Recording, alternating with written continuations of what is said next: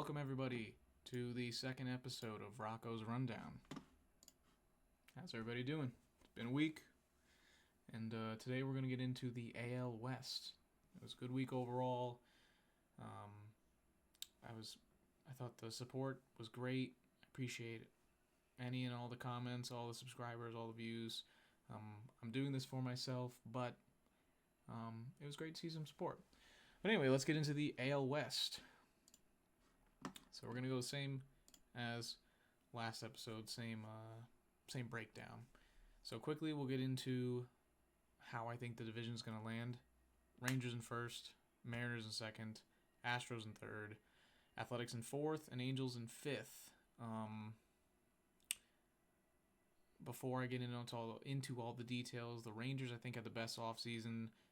I would argue the Athletics or Angels might have had the second best offseason in the division. And the Mariners and the Astros, I would say the Mariners I'm most disappointed in. The Astros I'm kind of second most. But we'll get into it. So first, like last episode, these are the over-unders that I saw online for the season. The Rangers, I think should go over. I think they're going to win the division. I think they'll be a 90-win team, strong season, playoff team. Could come out of the AL. Definitely going to contend for it. And I love their offseason. I like their additions. They definitely lost, but I think their additions definitely outweigh their subtraction. The Mariners, I'll go slightly under. That lineup is pitiful. The rotation's amazing.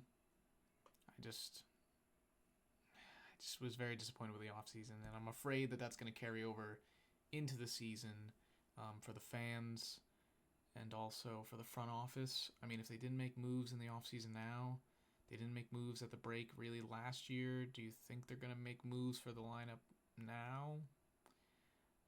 Obviously, I hope they do. I don't think it will happen. The Astros, I'm going to go under 2. Last year, bad first half, great second half. They snuck into the playoffs, lost in the first round to the Tigers, and they lost a lot. There's a lot of subtractions, and when we get into it, to me, it makes sense why I think 86.5 is too high. They're still the Astros, but I think this is going to be the first year that we truly are like, this might be over. Last year, we got a smell of it in the first half. They kind of turned it on. They got healthy. They started to play a little better. They made a decent trade at the break, which a lot of people questioned. Turned out to be really good for them. I just think I think this is going to be the first year we see them decline from the playoff team that we think they are to missing the playoffs. And I'm pretty comfortable saying that. The Athletics, I think I'm maybe a little too high on, but I like their offseason. I like their team.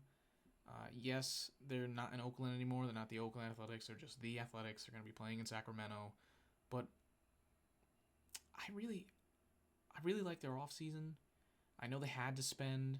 I know the fans are not, very happy, but I think they're going to have a good season this year, and I think the fans will find something actually to be pretty happy about. And the Angels, I also like their offseason. They're the Angels. I hate using that excuse, but they find ways to lose. They have a bunch of question marks health-wise, per usual. And roster-wise, they just don't wow you in any place.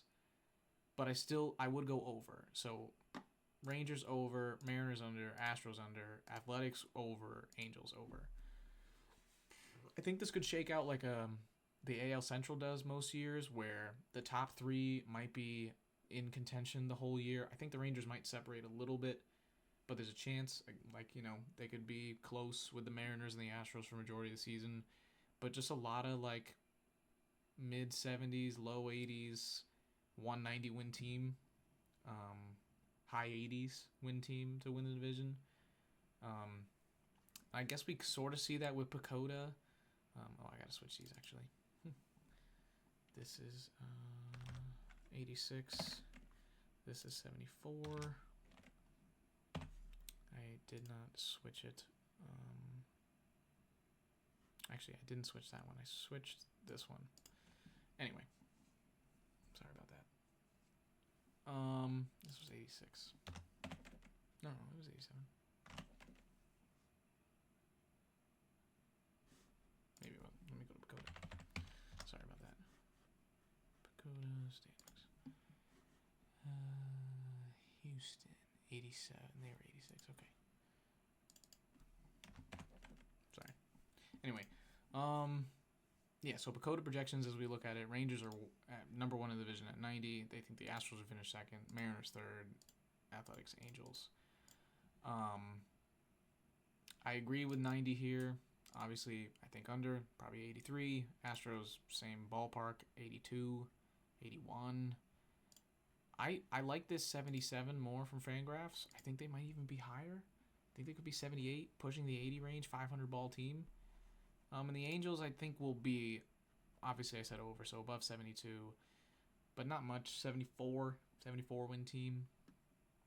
And Fangraphs, like I had said earlier about the division, similar to the AL Central, it's a lot of mid-80s and some upper 70s. Yeah. So, let's get into the teams. Off-season moves, what they did. Actually, we'll stay on this for now. First, we'll go through the additions, and this is part into why I think the division will land how it lands. So the Rangers offseason, I loved it.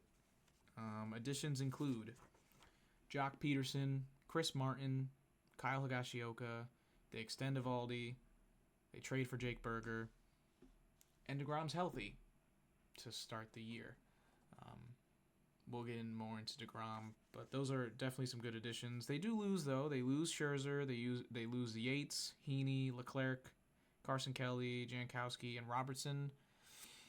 Of those guys of notable value, Scherzer is at this point an innings eater, in my opinion, at his age, which is important, but they have inning eater guys. Same thing with Heaney.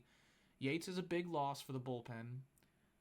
That's why they kind of have a bottom of the division bullpen from the division rankings, but they lose Yates, they lose Leclerc again, goes into the bullpen. They lose a little bit on that back end. Kelly they lose, but then you get Higashioka, so that kind of balances out.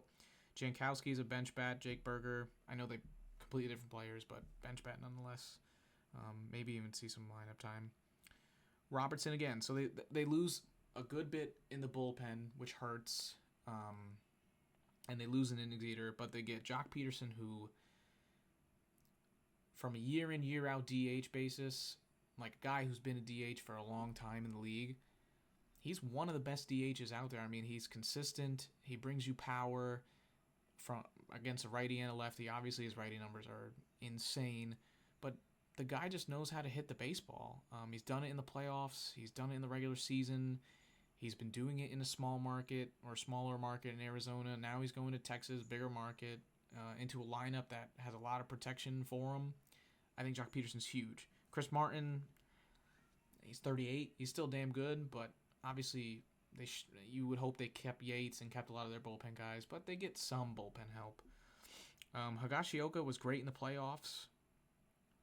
The home run stroker, had a couple home runs, and as a bench catcher / every other day, every third day kind of guy, he's great. And I think he's on the same level as Carson Kelly, maybe a little bit better. Extending Eovaldi's nice because, one, you get to keep Eovaldi, you didn't lose him. And two, for that confidence for Nathan Eovaldi, I think that's huge. Really, cementing him as your ace for the next couple of years and putting the trust in him. And I think he's a great pitcher. Berger, they get in a trade. Again, another utility bat type guy. High upside, kind of low floor. But I love it. And then I say in additions to DeGrom, they're adding DeGrom because they didn't play at all last year. And obviously you want to put that addition in quotations because there's a real possibility that he's injured and out again and misses the majority of the season with another elbow or oblique or shoulder or inflammation problem. But if DeGrom can stay relatively healthy, play 2/3 of the season, and missing that third just cause of load management, or maybe a month he misses because of a small injury, I think this could boost the Rangers, especially in the playoffs,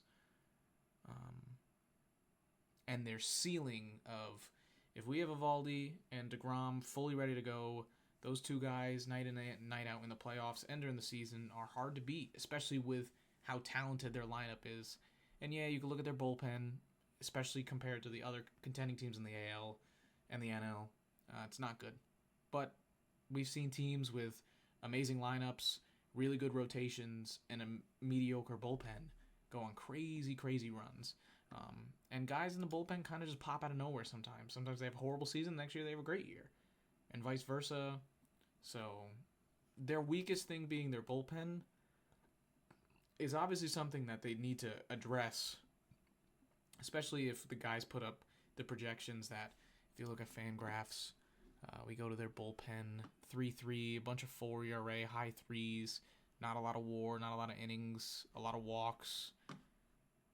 But if a couple guys take a big step, they'll be perfectly fine. They're not going to have the best bullpen. They're not going to dominate games. They will blow some, but when it comes to the season and being a contending team, it's not a major, major issue. It's something they could address with a small trade just to get marginally better. Mariners offseason, the most disappointing probably in maybe all of baseball. Mariners additions, Donovan Solano. And that's it. The list ends there for additions and subtractions. You lose Justin Turner and Yimi Garcia. Justin Turner isn't a huge name, but for the value he brings, especially with a team with the worst lineup, in my opinion, in the division, Justin Turner would have been huge. Listen, the Mariners have arguably the best pitching in the league when you factor in rotation and bullpen. Strictly rotation, it's probably the best in the league. When you factor in bullpen, it drops a little bit compared to the rest of the league. But pitching, they have unlocks. They're in the worst hitting ballpark in the league. It's very pitcher-friendly. They are amazing pitchers. They struggle a little bit worse on the road, obviously, because they're going from the best pitcher's ballpark to whatever. The next ballpark obviously isn't the best. But everybody's question coming into the offseason, even at the trade deadline, was, okay, this team can pitch at an elite World Series contending level. Their offense is horrible. They need to add. They didn't add at the trade deadline. They did not add during the offseason. They're relying on a couple guys being either them old selves or taking a jump. And it's very disappointing from a baseball fan standpoint. And that's why I think they might not make the playoffs. And even if they do make the playoffs, because the AL is kind of wide open, I don't know how much of a contender you can call them, just because they lack that contending level offense so much. It's not even like it's like, well, if they add one, they got to add, if the pitching is as good as it is, and even if one guy takes a jump, they still probably have to add two more solid, plus hitters to really get into that contending level area of lineups, which isn't even that, like that's just to be in like the 13 range, like to get to the top 8 line, because the teams out there, some of these teams are stacked. Like the Phillies, they have a top end rotation, a good bullpen, a really good lineup. The Mets, the Dodgers, these NL teams, even you look at a well balanced team like the Yankees, the Red Sox, like they have top end offense, top end pitching. So to get to top end lineups, they have to add probably 3 bats. But to at least get in that realm of, okay, if their pitchers are just dialed out there and they're pitching, they're keeping teams to 1-2 runs, then fine, 2 bats. But that's saying a lot. Like, that's asking a lot of your rotation and your bullpen. So just bad off season. Not a lot of hope, but there's still, that rotation, and even 2 of their guys in the lineup can carry them to a lot of wins in the league, with some bad bottom feeders and some really poor constructed rosters. The Astros offseason, I'm not a huge fan of. Now, I if we go to their additions, They add Christian Walker, and they add Isaac Paredes, which are two very good hitters, very good corner guys. Christian Walker is probably the best fielding first baseman, one of the best fielding first basemen in the league. So there is some bright spots there. The problem is when you get to the subtractions, you lose Verlander, which, yes, he's old, but again, I look at him in the Scherzer role, innings eater, not the worst CRA, but like a solid guy that you want to have in your rotation as your 3, 4, 5. Jason Hayward, again, an old guy, but as a utility guy, he's something with a team that doesn't have a lot of depth on their bench. Having Hayward isn't horrible. Kikuchi. Now, the thing about Kikuchi is they make the trade for Kikuchi. They give up a lot, and when they made the trade last year, everybody was like, oh, why would you? Kikuchi's having a horrible year. You gave up a lot. Kikuchi was arguably their best pitcher down the stretch, and that was huge. That got them into the playoffs. That, boosted their team morale going into the second half. Like, Kikuchi was a huge trade and a good trade, and they just let him walk. Like, you gave up for his value, you gave up a lot. You got a lot out of him, and then you could have kept him for a pretty fair price, and they're budgeting.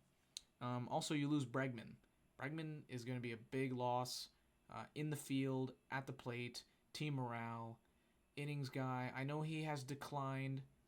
I know he has steadily gotten a little bit worse each year, but the situation for the Astros has gotten a little bit worse each year for them. So sometimes it's also, like for Bregman specifically, a change of scene might boost him back up to the Bregman we saw 2 years ago, 3 years ago. But either way, losing Bregman is never anything you're going to be happy about or to say to yourself like, oh, well, it's all right. Like, we filled in with Paredes. Like, no offense to Isaac Paredes. He's not Alex Bregman. And then the biggest subtraction is Kyle Tucker. You lose Kyle Tucker. Now you get Paredes back. You get some pieces. But, I mean, the conversations have already started that at the end of this season, Kyle Tucker might be the most paid or second most paid hitter out there, depending on how much money Vladdy gets. Kyle Tucker brings elite defense, elite consistent hitting. Yes, can he get injured every once in a while? Sure, but he's not injury prone enough where you're like, well, that's a valid reason to just get rid of him. Like, it makes no sense. And they didn't get rid of him for nothing. They got plenty of stuff in return. But nothing that fits this team now, nothing that makes me happy about this year. And yeah, you lose Tucker. And they lose Presley out of the bullpen. So they lose bullpen, they lose hitting, they lose a little bit of depth, they lose a lot. Yes, they get Walker and they get Paredes, but I think overall their offseason is a loss, in my opinion, compared to last year. And last year was already, first half, people were thinking, wow, the Astros are they gonna make the playoffs? And they wound up making the playoffs, and they had a strong second half. But, there's a lot of conversation now, in my opinion, that, yeah, they got a little worse, and last year was already a very down year for them. There's a big chance that they could kind of fall flat on their face and miss the playoffs. And that's why I have the Athletics also, some hype around the Athletics, because I think they could challenge them. Obviously, I think the Astros are a better team. But if we look at the Athletics, they add Leclerc, Urias, Urshela, Severino, and Springs. The big guys there are Jose Leclerc. I know on and off the field struggles with injury and mental stuff. But if he's fully healthy and can be Leclerc that we know, he's a phenomenal guy out of the bullpen. For a team that obviously has Mason Miller, he's their guy. He's the dog. You can put him in the 8th inning with no outs, and he'll get 6 outs 4 days a week. Like, Miller is crazy. But to have another guy there as a cushion, I think will help Miller and also will help Leclerc, knowing like, okay, I can be aggressive knowing I have Mason Miller, probably the best closer, one of the best closers in the league, ready to go whenever basically we need. Severino, listen, as a Mets fan, watching Severino last year was a treat because of multiple things. One, he was doubted, rightfully so. Injuries, his stuff kind of looked lost. and he had a phenomenal year. Was good, solid in the playoffs. He was just great last year. I mean, he had a phenomenal year that I don't think a lot of people would have bet on. A lot of people really expected.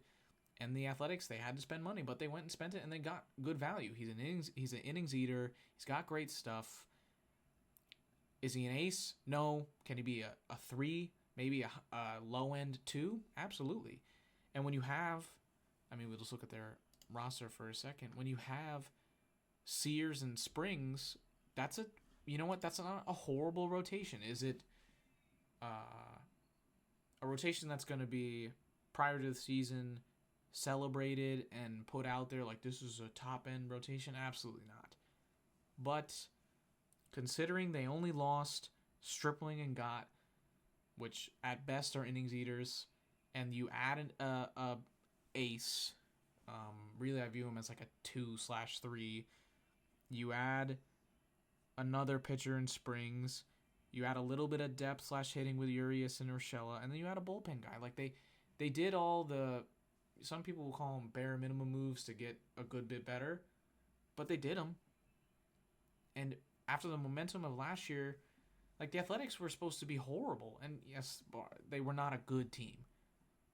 But with the leaps and bounds you see out of guys like Rooker and Butler, and we'll get into that, I don't see why you can't be excited about this team and how on any given week, if it's the dog days of July and August, if a team's ice cold and you're going out to Sacramento where it's going to be hot and you're going to have to face Sevy once, like there's a real chance that a top-end team like the Yankees, the Mets, the Dodgers, the Phillies, the Braves could lose 2 out of 3 easily. Like 5-2 loss, 4-0 loss, 8-7. Like teams can get upset. I think this is an Athletics team that will upset a lot of people and be a fun team because they're the Athletics. Like, nobody's picking them to win the division, be a contender in the division, have anything good. But they're going to be a fun, like, brotherly love kind of team. A team, like, almost like the Mets regular season in 2024. Now, obviously, the Mets play the playoffs. The Athletics, I would not bet on them making the playoffs. But they're going to be that, like, power of friendship type team. And that's the Athletics. That's why I'm kind of excited for them. And then we get into the Angels, who also had arguably the second or third best offseason in the division. You add Kenley Jansen. You add Yoan Moncada. Who is Yoan Moncada? You get Kikuchi. You steal him from the Astros. You get Travis d'Arnaud, Kyle Hendricks, Soler, Tim Anderson. Now, you do lose Canning, who I think is, again, another at best, a solid innings eater. You lose Pilar, and you lose Drury. Pilar and Drury, depth guys. Tim Anderson, Yoan Moncada, d'Arnaud, Soler. Well, Soler, I think, has a little bit more pop. But those are also depth guys, solid hitters, guys who could play every day and not be much worse than league average or a league average hitter. But you get Kenley, you give me Kyle Hendricks and Kikuchi. I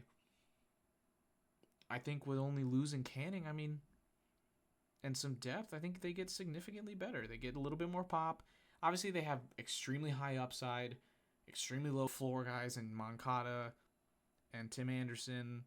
Even d'Arnaud, I think his floor is a little bit higher, but, he's another upside, guy. Same thing with Soler.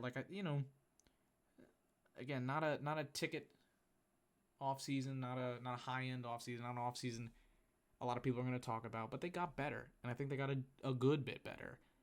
Do I think they are still the Astros, or not the Astros? Sorry, the Angels? Yes, 1,000,000%. They're the Angels. They find a lot of ways to not mess things up, but they just have kind of horrible luck with injuries. With trades, with all that. So I still think they're a bottom-feeding team in this division. But again, dog days of the season, it's hot. You go out to Anaheim. There's no saying they can't give top-end teams a challenge, especially if they're not mentally checked in. The Angels are going to be one of those mid-70s, low 70 win teams. They're going to go in horrible stretches. They're going to go on good stretches. I'm not as high as on them as the Athletics, and we're going to get into that. But I think they had a solid off season with, maybe upper 70s potential record wise. So before I get into X factors, I want to go into why I love the Athletics. And the reason why I love the Athletics, obviously, I don't think they're a playoff team, but why I think they are significantly better than I think a lot of the league might check them at is this top four and Geloff. Lawrence Butler is a young, just amazing player. I mean, he's young, he's got extreme upside, and I think you saw a lot of flashes of that last year, and I think how can you not be excited to go watch that guy play? Brent Rooker, I mean, came out of nowhere last year. If you look at his season, and you just erased his silhouette, his name, and you had to pick a player that was out there, a lot of people would have thought it's a top 15 player season, and it was Brent Rooker. I mean, I don't even know how many people knew who Brent Rooker was 2 years ago or last year, and now or 2 years ago, 3 years ago, 2 years ago, and now this past year. The guy is a hitting machine. And you have to be ecstatic as a Athletics fan, knowing that you basically got a guy for free. You got him for nothing, and he is a top end hitter with extreme upside in a lineup with a bunch of good young fun guys. JJ Bleday, another good young fun bat who, if we look at his projections, projected to have a 3 WAR. Walk 12% of the time, 738 OP. Again, not blow your mind numbers, but a really solid bat, a really solid player. Langoliers is the same thing, 114 WRC plus, a 750 OPS. Strikeouts are a little bit higher, walk is a little bit lower, but again, a 2.5 WAR guy, and that's just projections. I mean, obviously we know these projections aren't perfect, but that top four are all young, fun. In any series, all 4 of them could hit. In any series, 3 of them could be horrible. But that's the thing, is that there's such a fun, power of friendship team, and those are the teams that we actually see go on some crazy win streaks and also lose. But I just think that top end is really fun, and I think it's going to be tough for a lot of pitchers to navigate. And then Geloff, the reason why I mentioned Geloff, he's going to be my X factor. I'll get into it. But again, young second baseman, going to give you solid numbers. Obviously, his projection's a little low. Strikes out a lot. But if he can get the strikeouts down, if he can walk a little bit more, this lineup could be a little scary. Not like Phillies, Mets, Braves, Dodgers level scary, obviously. But upper middle of the pack in that 13 to 17 range of offenses. And they're just a really fun team. And I really think they're going to have a phenomenal season. All right, let's get into our X factors for this division. We'll go starting from who I think will finish first to last. So we'll start with the Rangers. The Rangers, their X factor in their lineup, I mean, you got a guy like Semien when healthy is great. Seager, we know Corey Seager. Langford, you saw what he did last year. You see his projections. You know he's a good player. Jock Peterson, like I had spoke a lot about earlier, one of the best, probably the most consistent DH day in and day out, barring Ohtani. But Ohtani wasn't a DH coming up fully. Jock Peterson's been a DH for a long time. He's got a ton of experience, and he's just phenomenal. He's flat out phenomenal. My X factor is Adolis Garcia. Before we get to him, Josh Young, young guy, pretty solid hitter. Would like to get the strikeouts down. Evan Carter, you're hoping to see a better year out of him. You thought you were going to. He kind of disappointed, but we know the talent's there. Jake Berger has had some up years, some down years. At the bottom of the lineup, I'd be completely happy with him being my 8. Jonah Heim is a great fielding guy, catcher. The positional hitting value isn't necessarily a huge thing. And when you look at their bench, they got a good mix. Higgy can back up Heim if he really starts to struggle. You got some good fielders in here. Josh Smith. You got some pop upside. Again, it's a bench, but they got a lot of good upside on that, and they have a really deep team. But why I say Adolis Garcia? 2 years ago, he was flat out phenomenal, especially in the playoffs. I mean, what he did for them and that lineup. Obviously, they won the World Series. So Adolis Garcia at his peak could be a 40 home run plus just kind of demon out there for him. And he can really scare and extend this lineup. Obviously, the bottom has a little bit of trouble with the strikeouts. But if the bottom is a little bit better than last year overall, if you get Garcia going, like a home run hitting machine, just a extreme high slugging percentage, just animal, that can be extremely scary for pitchers to have to work through Semien, Seager, Langford, Peterson, and then the home run, the big swing, and the big bat in Garcia. Second time around, Garcia could be the guy that gets a guy out of the game, gets a top end pitcher out of the game, especially if he is as good as we've seen him in stretches. So he's definitely the X factor for the Rangers lineup. Pitching, it's Jacob deGrom. I think a lot of people would agree it's Jacob deGrom, but the reason why it's deGrom is strictly health. We know when he's fully healthy and on the field, one of the best pitchers in baseball. Obviously, he's gotten older, so I don't know if he's going to be able to get back to his peak of a couple of years ago, but still, top-end pitcher.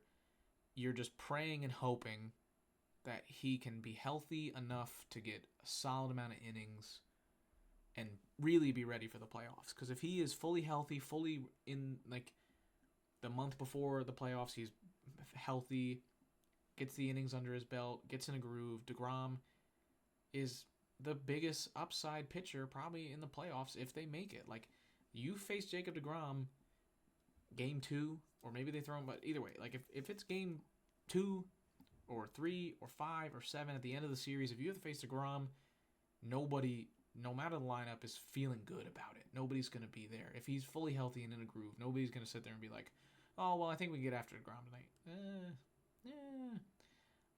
Again, depends on how the season shakes, but if that's why he's the X factor. If the season goes as well as people are praying and hoping, the sky's the limit for this top end of the rotation. And the bullpen, you lose a lot. You have some solid innings eaters. It's not the worst bullpen in the league. Basically, what management was probably hoping for, and what I think is their X factor, is Chris Martin. Chris Martin's 39 almost.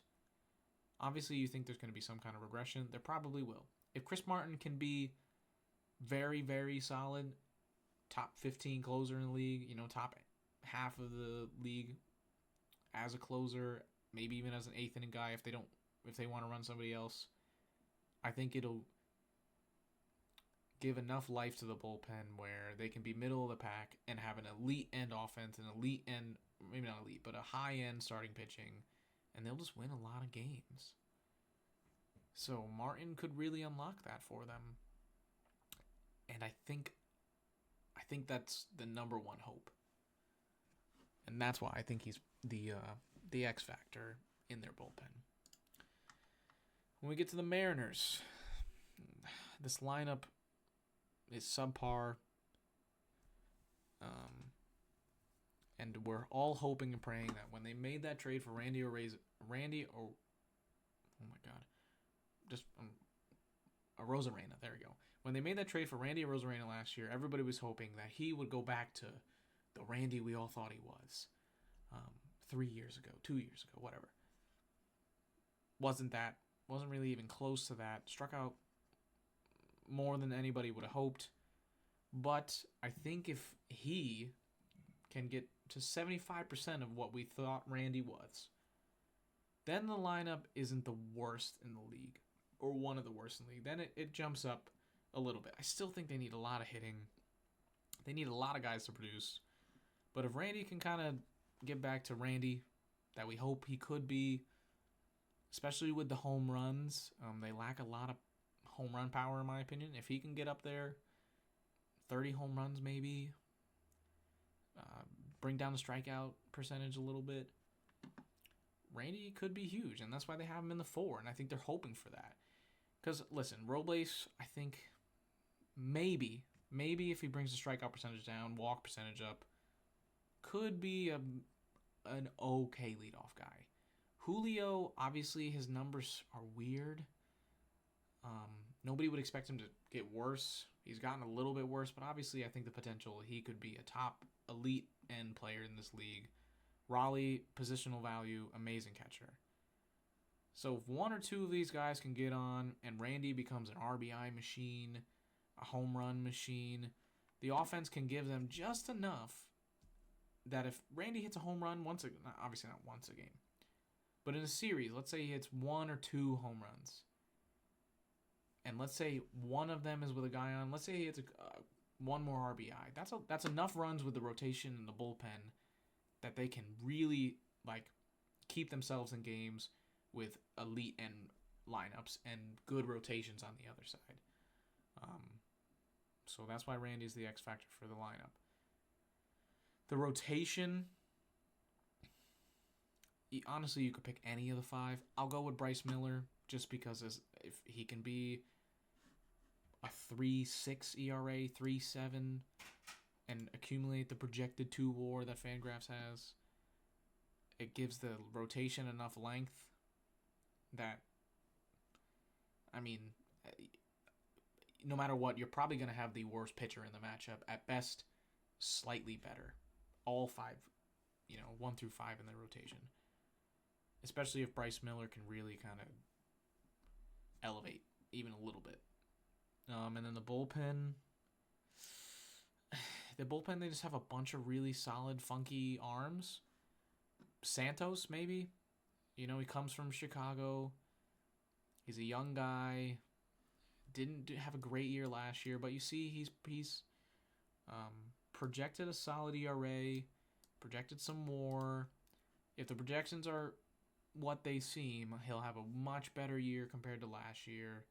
He's a young guy, controllable, and he's somebody that could give some more length and depth to this rotation that then really makes their pitching elite on both the rotation and the bullpen, to where it takes a little bit of pressure off of the lineup. But again, the only way that they can really be a contending team, they have to go at bats at the All-Star break or at the trade deadline. And Randy's really got to kind of tap in. If Randy can tap in, maybe they add 1 or 2 more bats, and with these X factors, they could be a contending-ish, maybe on the outside team. I don't know if all of that's going to happen, but it'll be fun to see. The Astros, lineup-wise, I understand shortstop is not a position where you need to be an elite hitter, but teams that have elite hitting shortstops benefit a lot from it, and that's why I think it's Jeremy Pena. Because if we look at this lineup, you lose Tucker. Jordan's health is always somewhat of a struggle.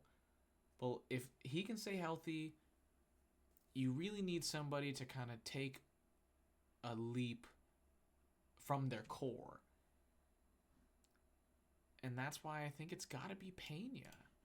If Jeremy Pena can take a leap, because we saw what he's in the playoffs as a rookie. We know he's a phenomenal defender. He's got some speed. He's got the tools. If he can really take that leap into a top 3rd hitter in the shortstop realm, really, really a threatener, a guy who can threaten getting on, have some slug potential,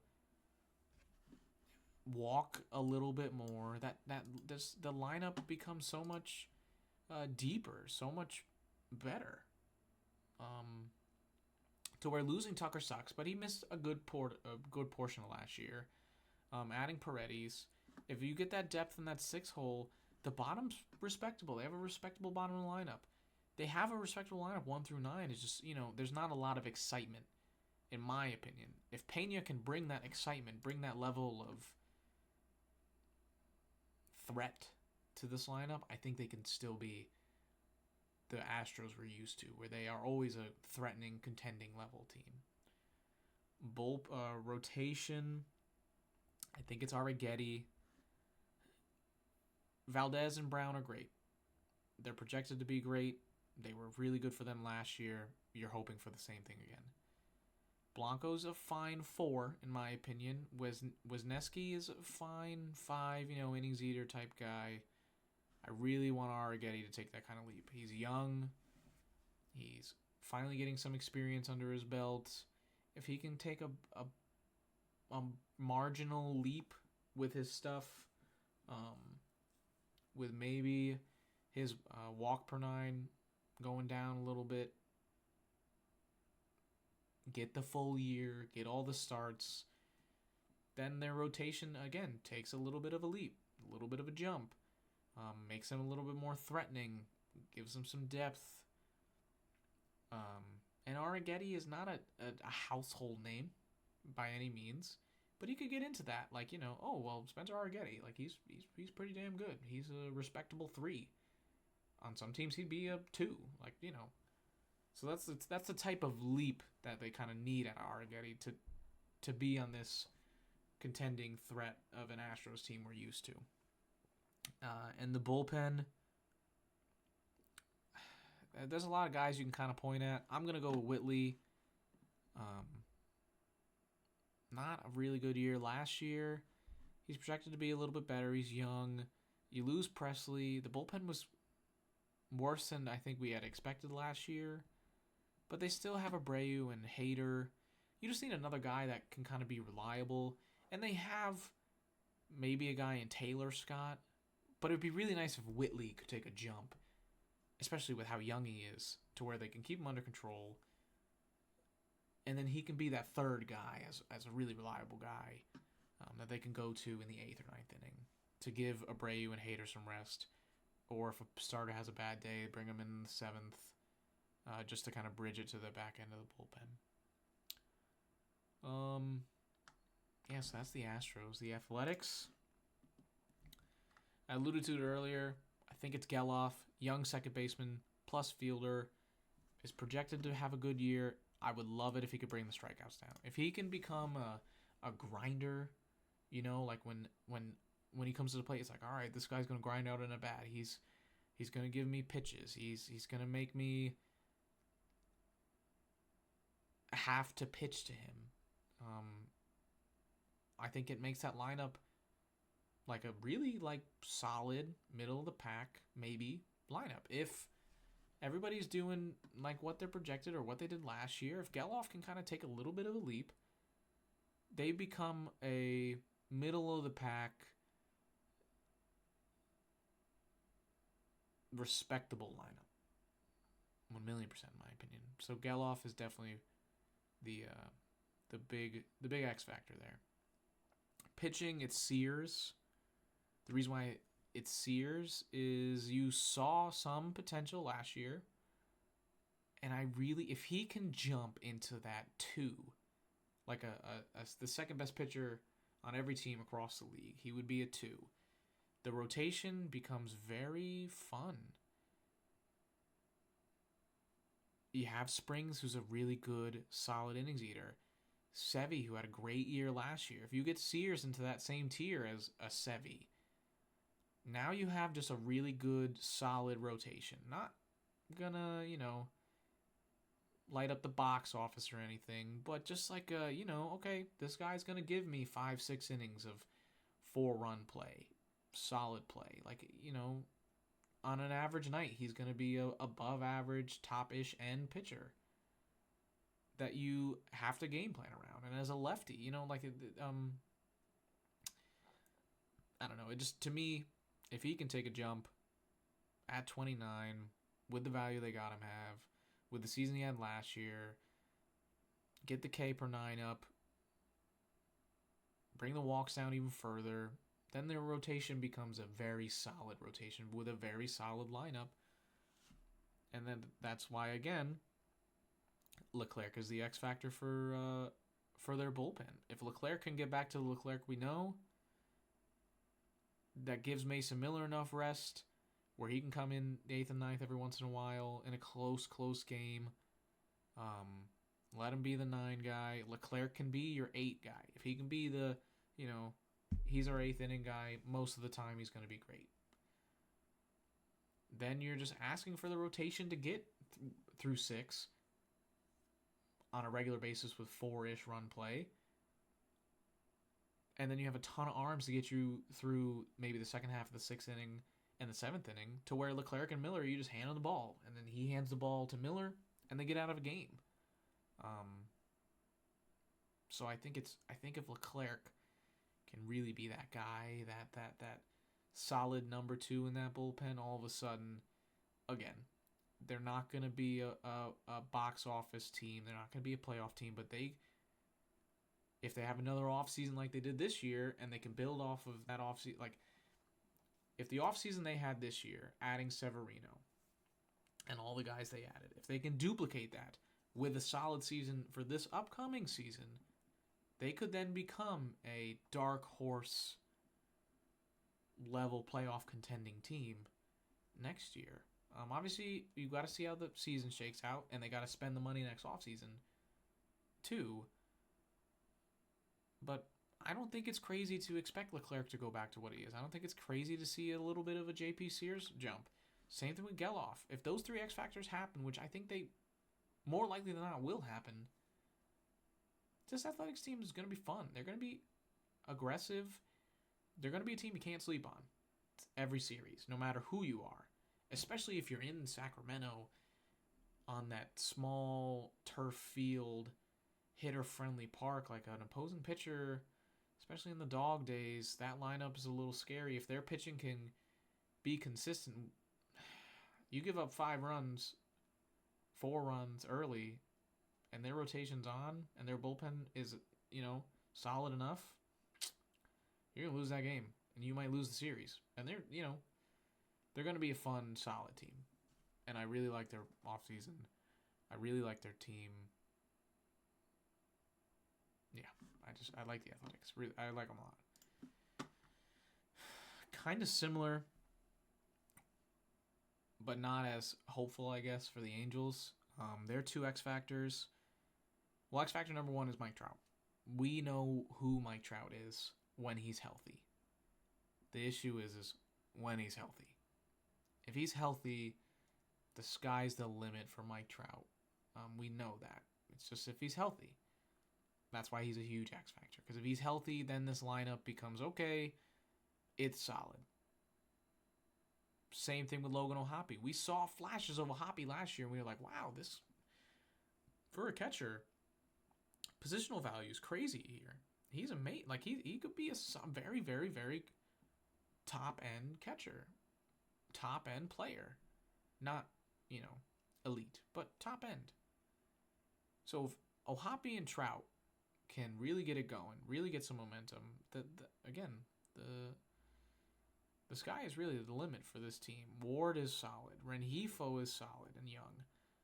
Solaire's got a lot of pop. I'm not too familiar with Chanel, but he looks like a young lefty. He finished pretty decent last year. They got pretty good projections for him. Guy looks like he can walk a lot.